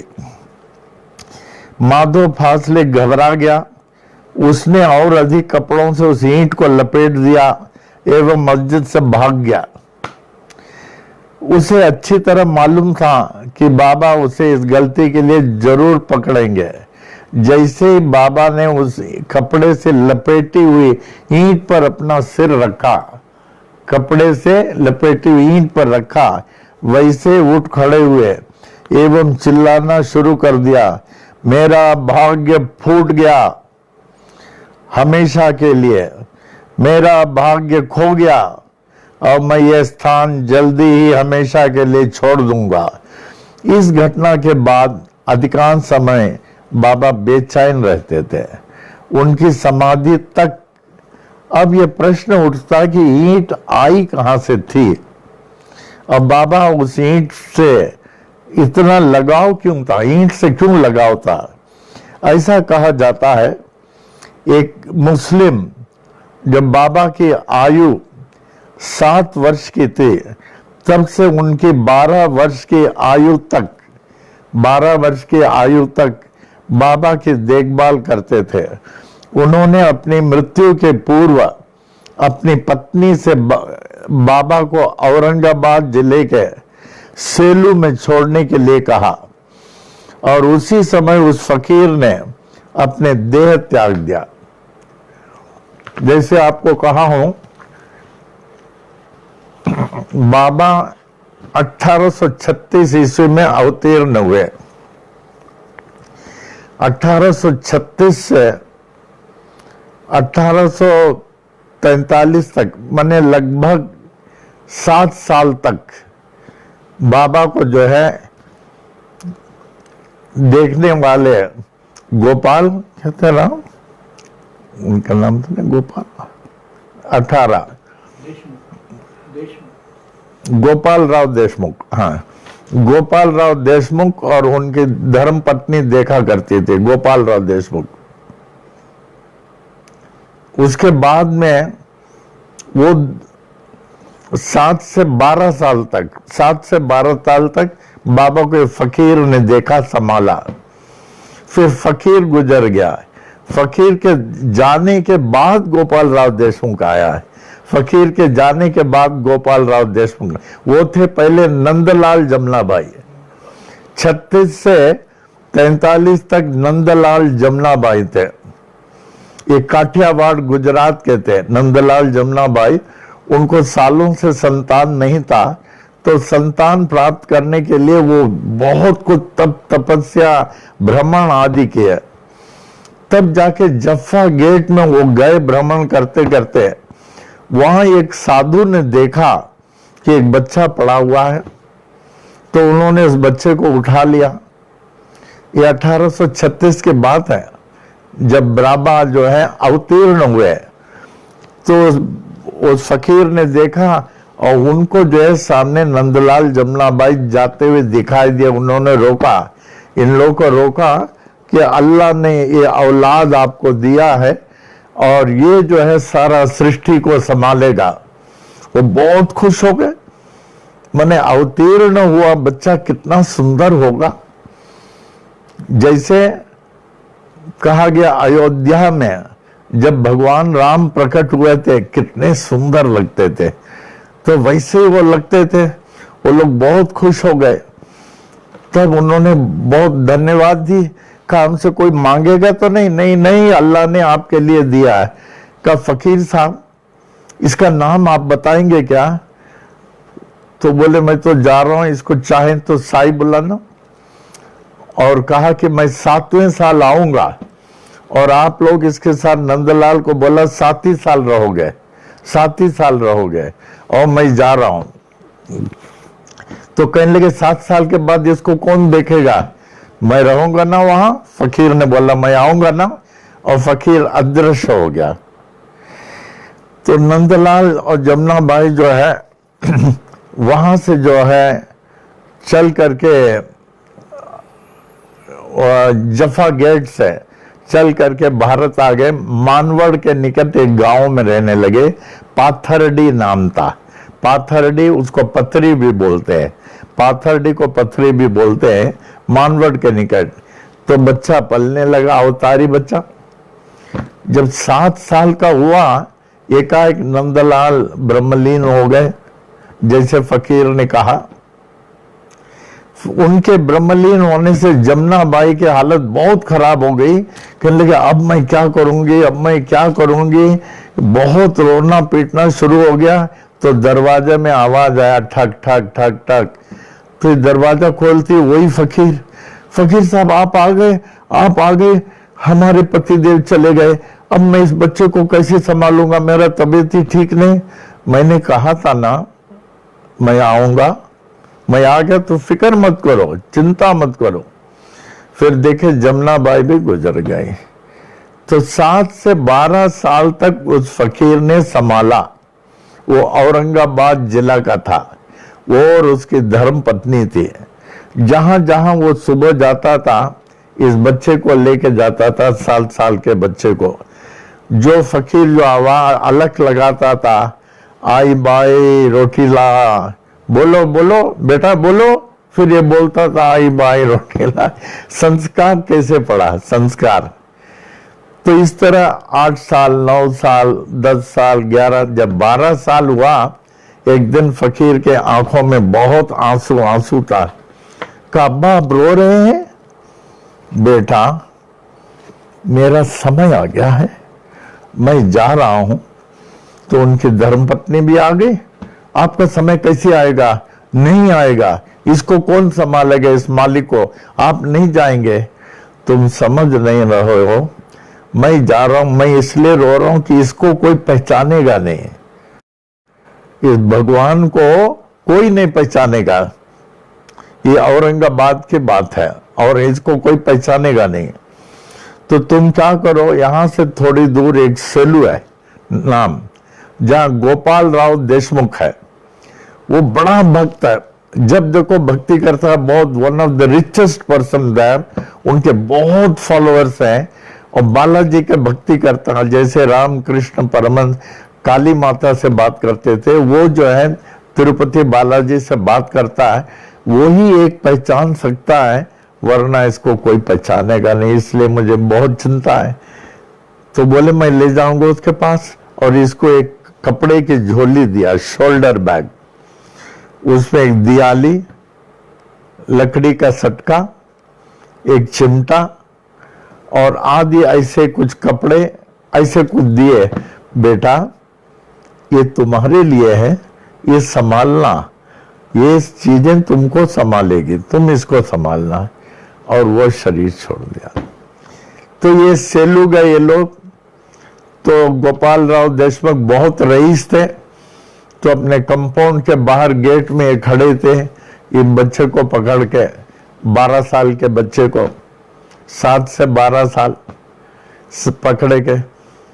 तो सोची ये कैसे पहचानेगा, इतना रईस आदमी है, ये तो पहचानेगा नहीं। पहचानेगे भी तो हम लोग उसको कुछ मर्यादा नहीं देगा, हम लोग इस हालत में हैं। तो वो अपने ध्यान में थे गोपाल राव देशमुख। तो देखा उनको आवेश आ गया। कहने लगा मैं द्वार में आया हूं, हमको लेने के लिए आओ। तो तुरंत उठ के द्वार में गए तो देखे इसके सिर और वो हेलो और एकदम तेज मुख, ये खड़ा हुआ है। तुरंत गोपाल राव देशमुख समझ गए इनके भगवान आ गए। जो आदमी भगवान को देखेगा अपने को कैसे संभालेगा। रोना रोना रोना, भक्ति का अंशुधारा चरणों में गिर गया और बड़े प्रेम से भगवान आप आइए, भगवान आप आइए, हम आपके सेवादार हैं, ये घर आपका है, सब कुछ आपका है। तो बोला आई आप भी आइए, आप भी आइए। नहीं मुझे जाना है। हमारे पतिदेव ने कहा आप इसको पहचानेंगे और आप ही जो पहचानेगा वही संभालेगा, और वहां छोड़ के आने के लिए कहा। हमारे पतिदेव का हुक्म है, इसलिए मैं जा रहा हूं। अब मैं समझ गया इस बच्चे का हमें फिक्र नहीं, आपने समझ लिया, आप इसको संभालेंगे। फिर उसके बाद जो है वो धीरे धीरे धीरे बढ़ने लगा। 12 साल के बाद 12.5 13 साल और गोपाल राव देशमुख इतने प्रेम से संभाला, इतने प्रेम से, जैसे कोई साक्षात भगवान को। और he was one of the richest man. जब अच्छे से अच्छे कपड़ा ला रहा था, कहा नहीं मैं अब्बा का ही पहनूंगा। अब्बा ने कहा ये कपड़ा हमको संभालेगा, हम ये अपने पास ही रखेंगे। बेटा इसे अपने पास रखो, हम नहीं करें, लेकिन नया कपड़ा पहनो, ये अपने पास रखो। तो उसके बाद गोपाल राव देशमुख जो उसको शिक्षा देना शुरू किए। He was highly learned, one of the richest man in Selu. जिस गांव का हम लोगों का पेंगलेकर थे, आप लोग को मालूम है ना, असिस्टेंट कमिश्नर ऑफ सीआईडी पेंगलेकर, जो पनवेल दरबार में आते थे, जो परेड कराते थे, उसी बार बार सेलू जाते थे। हमको बोलते थे मैं सेलू जा रहा हूं, मुझे अच्छा लगता था। तो बोले कि वो उनको सिखाने लगे। अब ये तो ईश्वरीय अवतार, एक बार बोले तो तुरंत सीख जाए, एक बार बोले सीख जाए। And he had lot of followers and he was too much attached to Baba. तो और लोगों ने कहा बाबा इसको छोड़ दो, इसका आगे पीछे कौन है क्या कुछ मालूम नहीं, आप अपना सारा टाइम व्यर्थ गंवा रहे हो, इसको खाना उना खा के कपड़ा दे के इसको जाने दो, आप हम लोग का ख्याल नहीं कर रहे हो। तो गोपाल राव देशमुख ने बोला आप लोग इसको पहचानते नहीं हो, ये कौन है तुम लोग हम बोलेंगे तो भी पहचानोगे नहीं, हम तुम लोग का भी ख्याल करेंगे लेकिन ये तो हमारे साथ ही रहेगा। फिर उन लोगों ने निर्णय किया इसको मार के हम लोग भगाएंगे। गोपाल राव देशमुख मान नहीं रहा, उनका सारा ध्यान इनको दे रहा है। तो इतने में क्या हो गया, तो लोग एक बार इनके गार्डन में जब फूल तोड़ा जा रहा था, फूल ये बच्चा तोड़ रहा था गोपाल राव देशमुख के लिए, तो वहां कुछ बदमाश लोग छिपे हुए थे जो ईर्ष्या करते थे, ईर्ष्या जेलसी। वो लोग इतना बड़ा पत्थर लिए और जोर से इसको मारे पत्थर। अभी एक गुरु जो होता अगर वह सच्चा गुरु है तो उसको भक्तों के तकलीफ उसको पता चल जाता है, ये तकलीफ आने वाला है, उस तकलीफ से बचा देता है, उसको पता चल जाता है। गोपाल राव देशमुख ध्यान में थे, समझ गए वो ईंट आ रहा, अपनी शक्ति से उसके सामने आ गए, अपनी शक्ति से उसके सामने ईंट गोपाल राव देशमुख के सिर में लगा, गिर गए, खून बहने लगा। ये बच्चा रोने लगा, अब्बा अब्बा आपको क्या हो गया, पिताजी आपको क्या हो गया, क्या हो गया। अपना कपड़ा लेके सिर में बांधा, फिर उस ईंट को संभाल के रखा। देखिए ईंट कहां से आया, और उसका ध्यान पूजा करता था। जब ये लगभग 15 साल हो रहा था, लगभग 7 साल तक नंदलाल जमुनाबाई, 7 से 12 उस फकीर के साथ, अब 12 से 15 ये जो गोपाल राव देशमुख तो ईंट को संभाल कर रख के पूजा कर रहा था। एक बार गोपाल राव देशमुख ने इस बच्चे को कहा बेटा ये जो गाय देख रहे हो इसको जल्दी से दुहो। वो गाय जो है बंजन गाय, बंजन माने दूध नहीं देती, लेकिन गुरुमुख वो होता है जो गुरु कहे मान लेता है, माने he will have no doubt, he will follow whatever the guru says, that is his command। तो तुरंत गिलास लोटा लेके गया, आंख बंद करके जय गुरुदेव जय गुरुदेव दुहा, तो दूध आने लगा, बंजन गाय से दूध आने लगा। फिर जब एक गिलास करीब भर गया तो गोपाल राव देशमुख ने कहा बेटा इस दूध को पी लो, तुम पी लो पी लो। जय गुरुदेव। वही कच्चा दूध, हम लोग इलाहाबाद में कच्चा दूध पीते थे, हम लोग के पास बहुत अच्छा गाय होता था। ये जो गाय है ना, हम लोग इससे बहुत अच्छा, होल्स्टीन के ऑस्ट्रेलियन काउस अप्पा लाते थे, Appa was very fond of cows, और कच्चा दूध निकाल के हम लोग को पिलाते थे। और हम लोग सब 4 भाई बहन all where like body builders, exercise कराते थे, सब कुछ कच्चा दूध, लेकिन अच्छे गाय का होना चाहिए। अगर बिना बीमार गाय का दूध पिएंगे कच्चा, आप बीमार पड़ जाएंगे। तो हम लोग को होल्स्टीन काउ वेरी स्ट्रांग, 2 आदमी लगते थे धोने के लिए, और हम लोग सब खड़े रहते थे, आपा दूध देते थे, कच्चा दूध हम लोग पीते थे। तो इनको बोला पियो, जैसे पिया तो उसने क्या देखता है कि जैसे भगवान कृष्ण अर्जुन को जो है विश्व रूप का दर्शन देते हैं, विश्व रूप दर्शन, इसको आशीर्वाद दिए। अब पश्चिम की ओर जा सकते हो। वहीं गिर के गोपाल राव देशमुख ने शरीर छोड़ दिया। जब गोपाल राव देशमुख ने शरीर छोड़ दिया, इसकी आसक्ति गुरु के ऊपर इतनी थी कि मैं भी मर जाऊंगा, मैं जी के क्या करूंगा। फिर आवाज आया, तुम्हें अभी बहुत कुछ करना है, मानव कल्याण, तुम पश्चिम की ओर जाओ, मैं तुम्हारे अंतःकरण में वास कर रहा हूं। तो हिम्मत आई। Then he started moving at the age of 15. He was all alone. All alone. 7 साल तक नंदलाल जमुनाबाई, 12 साल तक फकीर, फिर 12 से 15 ये Gopal Rao Deshmukh. Now he was all alone. फिर वो जो है 12 साल से 15 साल, 15 साल से 18 साल तक बाबा का कुछ मालूम नहीं है। 18वें साल बाबा शिरडी में दिखने में आए थोड़े थोड़े, लेकिन लोगों ने पहचाना नहीं, फिर अदृश्य हो गए। Then he came after 18 years. वो जो आप चांद भाई पाटिल के बारात के साथ बैलगाड़ी में आए धूपखेड़ गांव से। फिर वो शादी जो है ये खंडोबा मंदिर के सामने हुआ। फिर वो बाराती चले गए। बाबा ने आश्वासन दिया चांद भाई को, चांद फिक्र मत कर, जिस जगह तू मुझे याद करेगा वहीं तू मुझे पाएगा।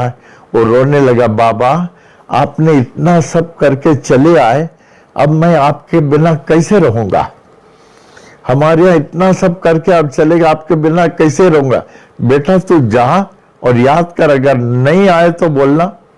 फिर वो दूर चले गया। कहते हैं कोई एक स्पॉट था वहां याद किया, बाबा आपने कहा था मैं याद करूंगा तो आप आएंगे, तो देखा बाबा खड़े हैं।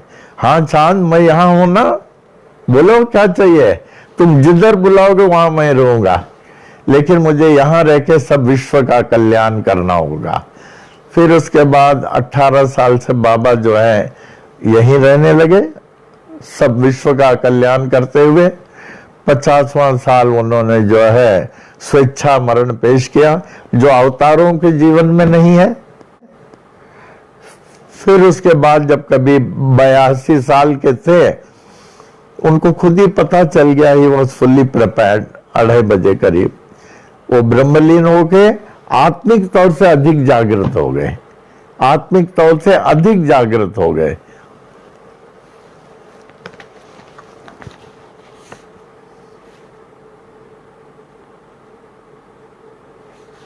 हाँ, उस ईंट के सम्मुख प्रकट हो गए, जिससे वो ईंट गोपाल राव देशमुख के, हाँ, और बहुत खून बहने लगे। गोपाल राव देशमुख के माथे पर वो ईंट लगी और बहुत खून बहने लगी। बाबा के जीवन में ये बड़ी ही धक्कादायक घटना थी, धक्कादायक घटना थी। बालक साईं बाबा को अपने गुरु गोपाल राव देशमुख की सभी संभव तरीके से सेवा में जुट गया, खून आ रहा था। ये वही ईंट थी जिसे बाबा उसी क्षण से न केवल सुरक्षित संभाल कर रखते थे, बल्कि अपने गुरु के प्रति भक्ति भावना रखते हुए उस ईंट की पूजा करते थे। गुरु के प्रति, गुरु ने इतना बड़ा हमारे लिए त्याग किया, बाबा उस ईंट को रखते थे। शिरडी में कौन कौन से दर्शनीय स्थान है? पहला, खंडोबा मंदिर, जहां 1872 ईस्वी में बाबा एक बार पुनः दृष्टिगोचर हुए। बाबा चांद भाई पाटिल के बारात के साथ औरंगाबाद के धूपखेड़ गांव से खंडोबा मंदिर के सामने खड़े दिखे। दूसरा, गुरु स्थान, बाबा अपना अधिक समय यहाँ के नीम वृक्ष के तले समाधि में लीन दिखाई दिए। गुरु स्थान, बाबा कहा करते थे ये उनके गुरु के समाधि का स्थान है। तीसरा, द्वारका माई मस्जिद, या धूनी के सामने बाबा का द्वारका माई का फोटो है। इसका सब हम विस्तार में आपको कह चुका हूं। बाबा के पत्थर का आसन द्वारका माई मस्जिद में, बाबा इस पत्थर पर पश्चिम की ओर देखते हुए बैठा करते थे। द्वारका माई मस्जिद में पश्चिम की ओर देखकर बैठा करते थे। चावड़ी, बाबा चावड़ी में एक रात छोड़कर, बाबा चावड़ी में एक रात रहा करते थे। फिर हनुमान मंदिर, जिसका जीर्णोद्वार बाबा ने करवाया है। ये हनुमान मंदिर तात्या पाटिल का मंदिर भी था, वो स्कूल भी था, पाठशाला, मराठी पाठशाला था, बाबा ने करवाया। बाबा इस मंदिर में अक्सर साधु संतों से मिला करते थे, जैसे देवीदास, जानकी दास आदि। कोई भी साधु संत आते थे बाबा से मिलने के लिए, वहीं द्वारका वो मंदिर में मिलते थे, हनुमान मंदिर में, जिस मंदिर में हम लोग सब जाके हनुमान चालीसा बोलते थे और हार अर्पण करते थे हनुमान जी को, और तेल अर्पण करते थे और परिक्रमा हम लोग करते थे, वो हनुमान मंदिर। फिर गणेश, शनि व शंकर मंदिर, इन मंदिरों की देखरेख बाबा करते थे।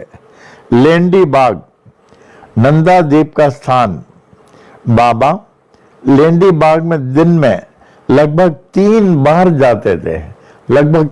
जाते थे। यहाँ के नीम वृक्ष को बाबा ने लगाया। जो लेंडी बाग में आप देखते हैं नीम और पीपल वृक्ष है, वो नीम वृक्ष बाबा ने लगाया है। यहाँ ये पीपल वृक्ष बाबा ने बचाया था। जब वह सूख रहा था तब बाबा ने उस पीपल वृक्ष में नवग्रह का आह्वान करके उससे बचाया। आप कभी जाएं तो उस पेड़ को देखेंगे 9 भागों में है, नवग्रह वेरी क्लियर दिखता है। तो 9 परिक्रमा करके थोड़े ध्यान में बैठे, कुछ अनुभव होगा। कुएं का स्थान, ये कुआं बाबा ने बनाया और चमत्कारी रूप से इसमें पानी प्रकट हुआ। इस कुएं से हम लोग पहले बाल्टी से पानी खींचते थे और हमारे यहाँ जितने लोग थे सबको वो जल पिलाता था। उस समय वो खुला हुआ था।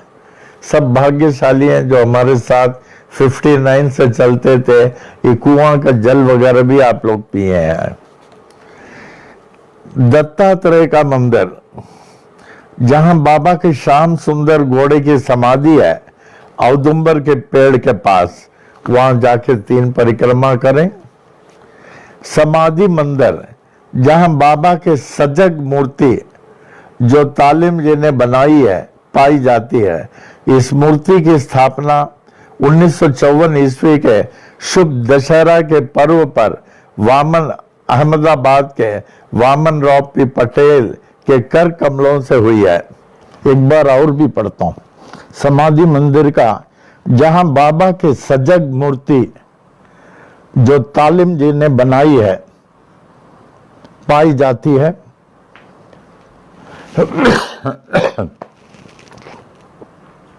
इस मूर्ति की स्थापना 1954 ईस्वी के शुभ दशहरा के पर्व पर वामन राव पटेल, जो मॉडल हाई स्कूल अहमदाबाद के हेडमास्टर थे, उनके हाथ से किया गया।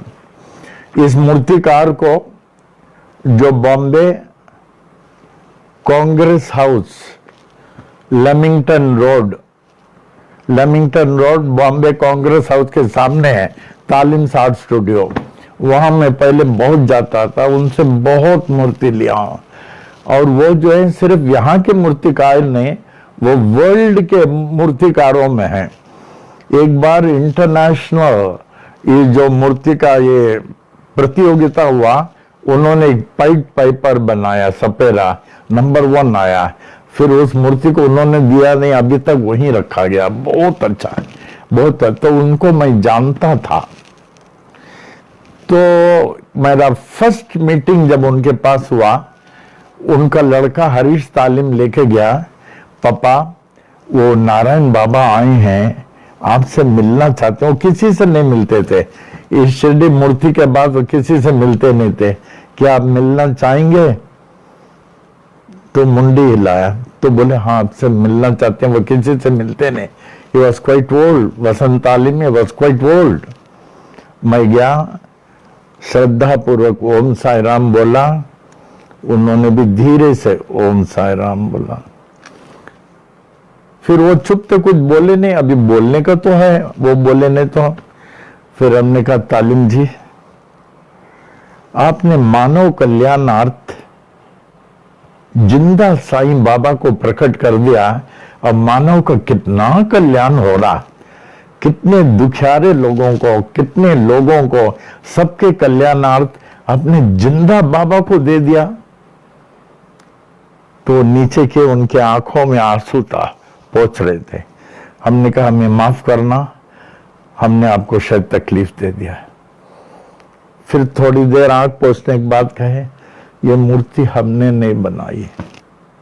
देखिए बड़े लोगों का, ये मूर्ति हमने नहीं बनाई, बाबा ने ही बनाया। बड़े लोगों को लक्षण देखिए, they are so humble, simple. फिर उन्होंने एक मिरेकल बताई थी। उनके लड़के हरीश तालिम भी थे, वो बोल रहे थे उनकी जगह। कह रहे थे जब मूर्ति बन चुका था, पूरा मूर्ति बन चुका था, वो इटालियन मार्बल से, इटाली से मार्बल लाया गया था। तो मूर्ति बन चुकी थी और तालीम के साथ उनके काफी टीम था, बड़ा टीम था, 8-10 कारीगर थे और बड़े बड़े कारीगर, माने इंटरनेशनल के रिप्यूट के कारीगर, क्योंकि वर्ल्ड कंपटीशन में उनको प्राइज मिला। और हमारे जो यहाँ ब्रॉन्ज मूर्ति है पनवेल में, वो हरीश तालिम ने बनाया। और इसके ऊपर फर्स्ट फ्लोर में भी है सफेद, वो भी हरीश तालिम ने बनाया, हमने रिक्वेस्ट करके बनवाया। तो ये मूर्ति जो बन रही थी, बन गई थी, बनने के बाद बाबा का पांव ऐसा है, तो यहाँ घुटने के नीचे एडिशनल पोर्शन था। जैसे हरीश तालिम ने कहा हमसे, हम पर्सनल उनके वर्ड्स को बोल रहे हैं, उनके वर्ड्स को, कि बाबा यहाँ ऐसा एडिशनल मार्बल था ये घुटने के नीचे। तो हमारे जो हेड कारीगर जो है, वर्कर हेड, वो जो है टेक्नीशियन, तो वो उनके इनके पास स्पेशल हैमर होता है। ये हम लोगों को ये हैमर नहीं, खास हैमर, और वो लेके चिजल भी खास होती है। चिजल लेके यूं मार रहा था, यूं, फिर हट गया। फिर वो तालिम, वसंत तालिम से बोला साहब ये नीचे हॉलो है, हॉलो है, आवाज से ठोक ठोक ऐसे आवाज, हॉलो है, तो बहुत खतरनाक है, ये हम नहीं कर सकते, क्योंकि अगर हम मारेंगे तो घुटना गिर जाएगा, और अगर घुटना गिर गया तो पूरा मूर्ति खंडित, वेस्ट हो जाएगा। तो उन्होंने ध्यान किया वसंत तालिम जी ने, तो उन्होंने कहा बेटा कोई बात नहीं, बाबा के नाम से लेके आप चिजल चला दो। कब हम नहीं करेंगे, साफ जवाब दे दिया, हम नहीं करेंगे, ये काम हमसे नहीं होगा। अब करने वाले उनके जो हेड वर्कर मना कर दे, अब क्या करें। अब ये तो बड़े माने जे स्कूल ऑफ आर्ट्स के, जे स्कूल ऑफ आर्ट्स के, तो तुरंत उनके हाथ से जो है हैमर और ये लिया, और नारियल मंगाया, केला मंगाया, और अगरबत्ती मंगाया, पान सुपारी बाबा के चरणों में रख के वो यूं अरदास किया। और वो देखे वो भी माने हॉलो था छू के। फिर उनके आंखों में आंसू था, बाबा अगर ये घुटना गिर गया, इसके साथ मैं भी गिर जाऊंगा। देखिए अगर घुटना गिर गया, इसके साथ मैं भी गिर जाऊंगा, तो क्या करूं। तो उनको जैसे आदेश से मिला चिजल चला दो, तो उनके हाथ कांप रहे थे। तो चिजल को यहां रखा है, एक्स्ट्रा पोर्शन यहां था, चिजल चला रहे, यूं रखे, हाथ कांप रहा था, चिजल धीरे से चलाया, वो एडिशनल पोर्शन ही गिर गया। फिर वो तो गिर के ऐसे रोए, हमने कभी देखा, बहुत रोए, बहुत रोए। बाबा आपने कमाल कर दिया, बाबा चिजल आपने चलाया, बाबा आपने ये किया, बाबा आपने वो किया, बहुत रोया, बाबा को थैंक्स गिविंग किया। तो उस प्रकार हम जो गए थे वर्ल्ड नंबर 1 ये मूर्तिकार के पास निकोले, इटली में, हम और बिजानी गए थे, वर्ल्ड नंबर 1। तो हमारी इच्छा थी कि शिरडी के मूर्ति से भी मैं अच्छा बनाऊं। हमारी कितनी अहंकार देखे, अभिमान, उससे भी उस समय काकरे जी थे, हमें बड़ी स्वतंत्रता से मूर्ति को एक्सेस करने के लिए, तो चारों तरफ से फोटो लिया, प्रोफाइल। फिर उस निकोले से अपॉइंटमेंट नहीं मिलता है, बिल्कुल नहीं मिलता, कैसे मिल गया मालूम नहीं। World number 1 not number 2 Italy पीसा में। तो हम फोटो लेके गए, हम और बीजानी घाटकोपर वाले, उनको दिखाया, I have come to have a very nice statue of my god Sai Baba, provided if you can make a replica of this and this are the profile. उनको दिखाया, वो हमको देखे बहुत हंसे। हम बोले why are you laughing, you are the first person to come from India, I appreciate your interest, I will do my level best, but let me study for 2 days। हम बोले अच्छा। तो हम लोग होटल में, तो उनके अंडर में वर्ल्ड के इतने बड़े बड़े स्कल्प्टर्स थे, जापान के कहा, यूएसए के कहा, लंदन के, इतने उन्होंने दिखा, ये सब स्कल्प्टर्स हमारे अंडर में काम करते हैं। फिर उन्होंने ये भी दिखा जहां मार्बल क्वायरी, जहां से मार्बल निकालते हैं, बहुत बड़ा क्वायरी का, दिस इज ऑल्सो माइन। तो हमको बहुत समाधान हुआ। बोला I will tell you after 2 days। 2 दिन के बाद हमारे होटल आए, हम और बीजानी को लेकर गए। उन्होंने कहा आई अप्रिशिएट दिस। मैं उस समय पनवेल से गया था, पनवेल से। तो उन्होंने कहा I can give you the replica of this, जो हम कह रहे हैं, जो प्रोफाइल लेके गए थे, there will not be an half an inch or any difference and it will come to Panvel within 2 months. But to be very frank, 2-3 बार बोला, this Murthy has something more, some light within. I do not know what to address or call that. You can say whatever you want to say, that is not in my hand. देखिए, शिरडी मूर्ति के लिए, that is not in my hand, the light. So the person who sees that murti as per his own wishes, either the eyes moves or some reaction is there. The murti has the reaction.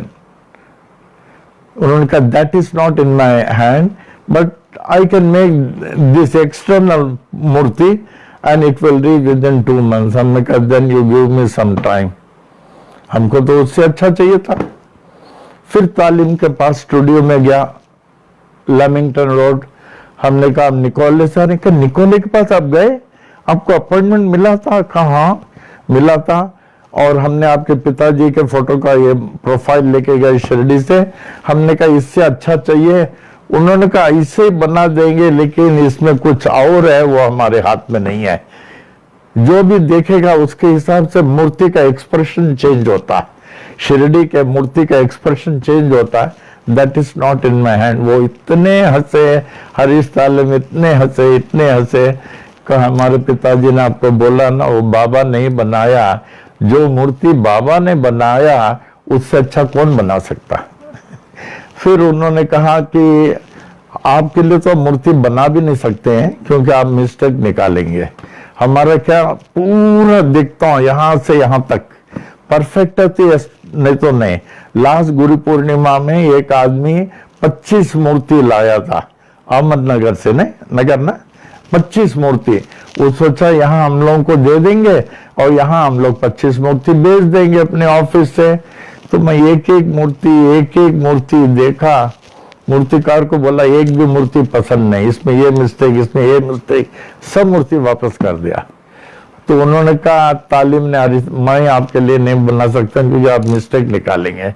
फिर हम चले आया, फिर phone किया, आप दुखी मत होना, मैं आपके लिए बनाऊंगा, लेकिन ब्रॉन्ज का रहेगा, मार्बल का नहीं हो सकता। मार्बल का ऐसा कोई दुनिया में स्कल्प्टर नहीं जो आपको सेटिस्फाई करे। हम बोले बनाओ, तो ब्रॉन्ज का बना दिया जो पनवेल में है, एकदम ऐसे रिप्लिका। फिर हमने कहा कि ये तो ब्रॉन्ज का है, शिरडी में सफेद मार्बल का है। मार्बल का नहीं, कहा मार्बल का हम सपने में भी आपके लिए नहीं बनाऊंगा, दूसरे के लिए बनाएंगे, क्योंकि यहाँ कोई भी मैं आड़ा टेढ़ा बनाता हूँ तो लोग ले जाते हैं, वेरी गुड करके, आप नहीं लेंगे। तो फिर उन्होंने कहा, फिर फोन आया, मैं बनाऊंगा आपको। वो कौन सा मतलब है?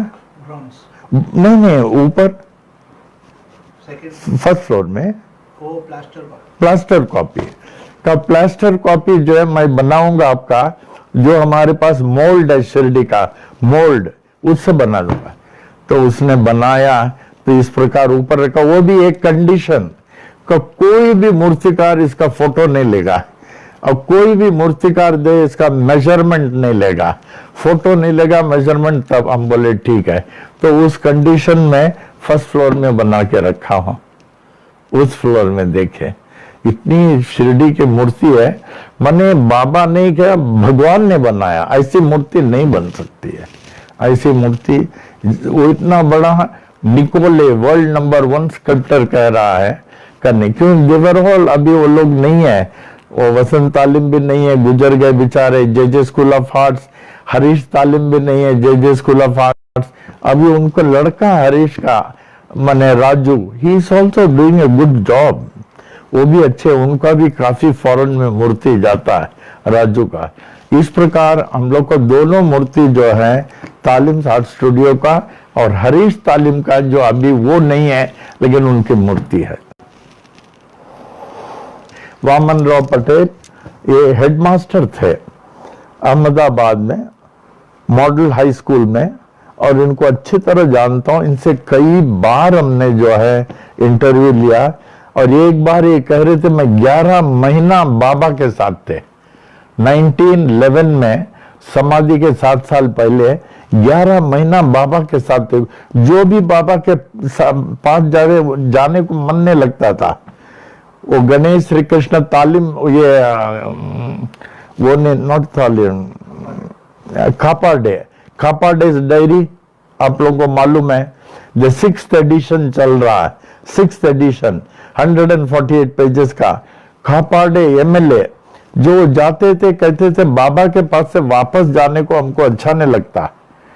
तो 4 महीना रहे, उनके लोग, बड़े बड़े लोग, नेता लोग बुलाते थे, खापाडे जी आपको आने का जरूरी है, यहाँ बहुत डिसीजन लेने का है। हाँ मैं आ रहा हूं। एक बार 4 महीने रहे। द फर्स्ट टाइम जो भी बाबा को देखता था, बोलते हैं कि they were seeing God face to face.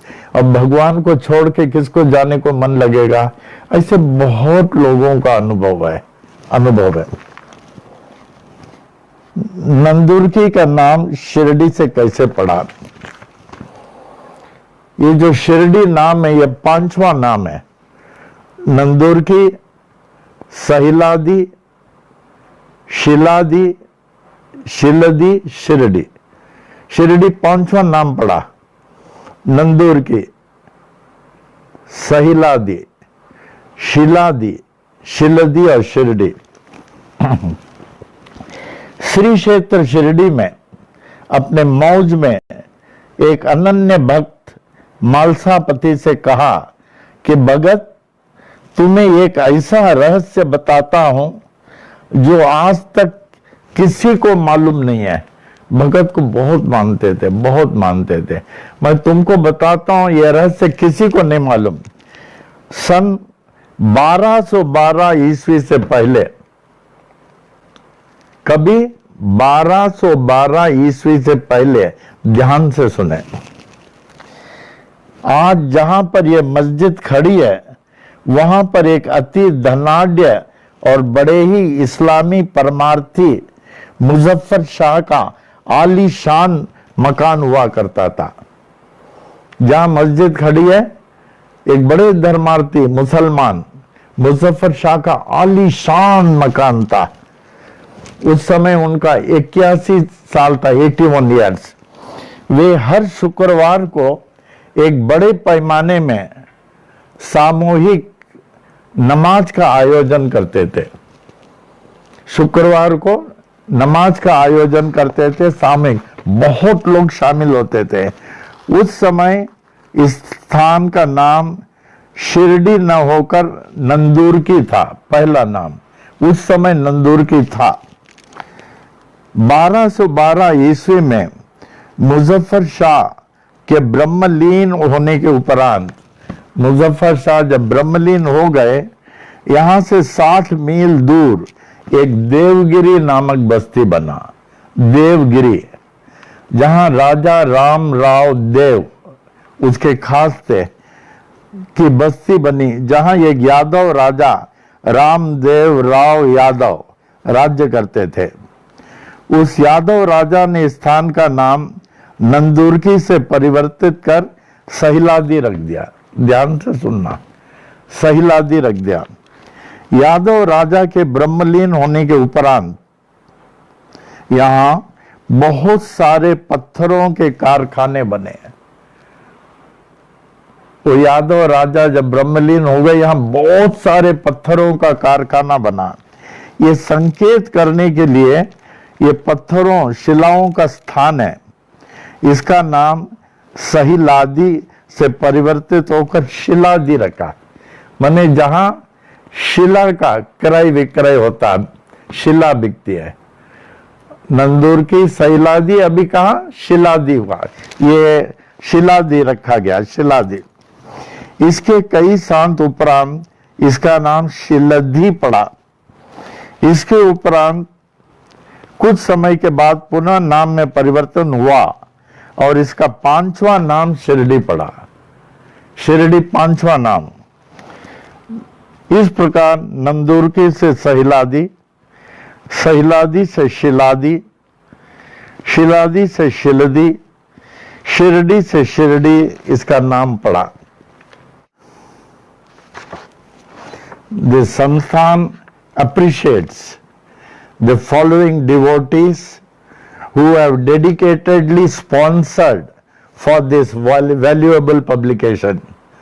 किस किस लोगों ने स्पॉन्सर किया? श्री जीपी सिंह जो हमारे वाइस चेयरमैन है, Hiro Dasani New York, Mrs Deepika Bhisham Bachchani, Shri Dayal Moolchandani Nagpur, Shrimati Geeta Khemchand Gopalani and family, Shri Shrilekha Chaudhary and family, Shri Arjun Aswani, Shri Chandur L Idnani, Chandur Idnani and family Bangkok Chandar, Shri Hariram Ramchandani, HNA hospitality limited New Zealand, Shri Jitendra and Shrimati Chandrika Vora, Bhagu and Shrimati Sunita Chugani Lagos centre, Saint Martin centre, Megha Wadekar. इन लोगों ने ये किया, तब जाके इतना बेस्ट क्वालिटी पेपर, सब बेस्ट क्वालिटी लिया और इसको हम फ्री दे रहे हैं क्योंकि दे हैव स्पॉन्सर्ड। अभी जिसके पास नहीं है, आप यहाँ आके हमसे फ्री ले सकते हैं, इधर ऑफिस या हमसे फ्री ले लें, लेकिन ये होना चाहिए सबके पास। इसके बाद जो हम लोग लेने वाले हैं,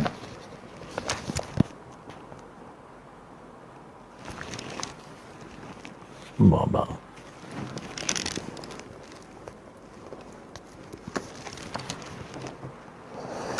साईनाथ महाराज की जय, श्री साईनाथ महाराज की जय, श्री साईनाथ महाराज की जय, श्री साईनाथ महाराज की जय, श्री साईनाथ महाराज की जय।